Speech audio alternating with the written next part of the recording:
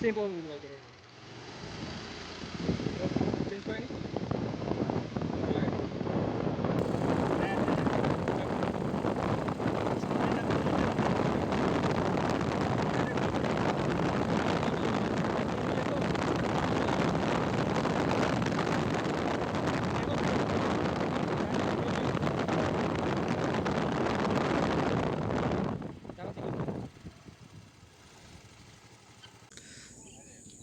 আজকে আমরা রায়গঞ্জ বাইপাসে ঘুরতে এসেছি, তো তাই ভাবলাম যে একটু ভিডিও করি।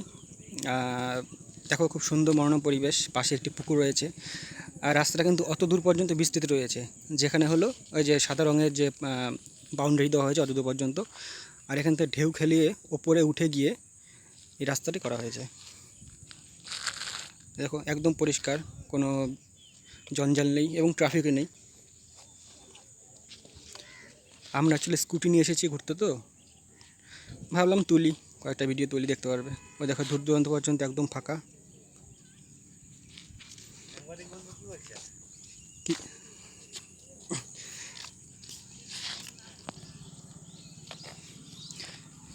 এখানে যে গার্ডরেগুলি দেওয়া হয়েছে খুব মজবুত করেই দেওয়া হয়েছে।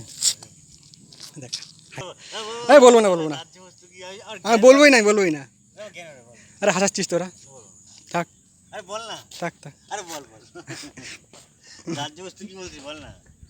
কিচ্ছু বলিনি। আচ্ছা ঠিক আছে, শুনিস। আর এটা হলো মাঝখানে যে ডিস্টেন্স রয়েছে, এখানে ভবিষ্যতে হয়তো যখন 4 লেন থেকে 6 লেন যখন হবে, উন্নতি করা হবে, তখন এখানে কিন্তু অনেকটা জায়গার সংকীর্ণ হয়ে যাবে। এখানে অলরেডি তো 2 লেনের মতো জায়গাটা ছাড়া হয়েছে।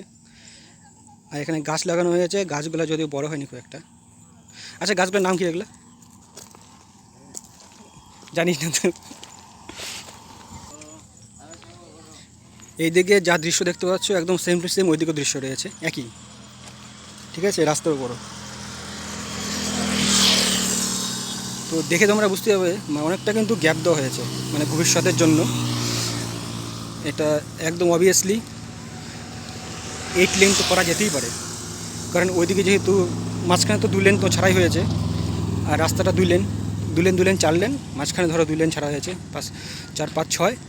আর 2 সাইডে অনেকটা জায়গা ছাড়া হয়েছে, 6, 7, 8।